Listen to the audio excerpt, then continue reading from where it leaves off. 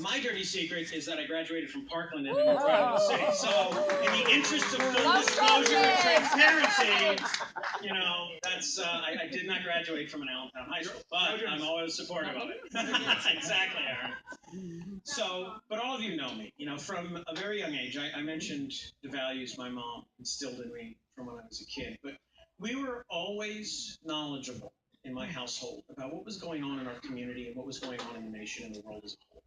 We'd talk about it. We paid attention to the news, and that was an invaluable experience for me from a very young age, to learn. I remember it being maybe 5 or 6 years old, my mom taking me with her when she went to vote and explaining it to me, and then in the afternoon, my grandmother taking me with her and explaining to me. And then from that point forward, every time they voted, I went with them, and that was an amazing experience from a very young age to see democracy at its root, to see the engagement of the electorate in what matters in our community. And that had a profound effect on me. So, fast forward, I graduated from high school like most high school kids. I don't know what the hell I want to do. So, I was at LTRIC and I was listless and didn't know what was going on. But at the same time, Ed Rendell was running for governor. And I had always had a deep, abiding respect for Ed Rendell, for the job he did in Philadelphia, and really knew that he was a once-in-a-lifetime politician. So I was very excited that he was running for governor. But I didn't know how to get involved. I didn't know what I was doing. I was 18, 19 years old.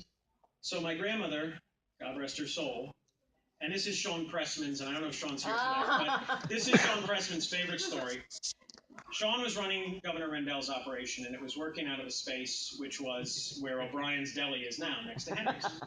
And my grandmother, all about 5 foot of her, barreled her way into the office, went right up to Sean and said, "My grandson loves Ed Rendell, and I want to get him off the couch, so call him and get him out on the street." And Sean did, and Sean, in his gruff manner, just sort of said, "Here, you've never done this before. Here's a walk pack and some lit. Go talk to people." Okay. But it was the start of something that has been the driving force in my life for the last 15 years. And that is serving the community and helping to get people elected to office who care. So I've had the great privilege of working with people like Mike and Jennifer and Pete Schreier, and someone that I have to give a special mention to because he is running this year, one of my closest friends, and someone, I don't care if he has an opponent or not, each and every one of you needs to give at least an hour of your time to knock doors for this man. He is the best district judge we could hope for in the city of Allentown, Michael DeMore.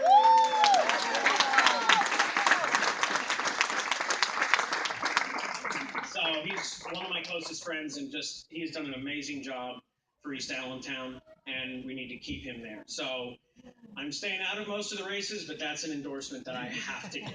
I don't know if it's going to help you or hurt you, Mike, but we'll see. So this brings me to why we're all here tonight.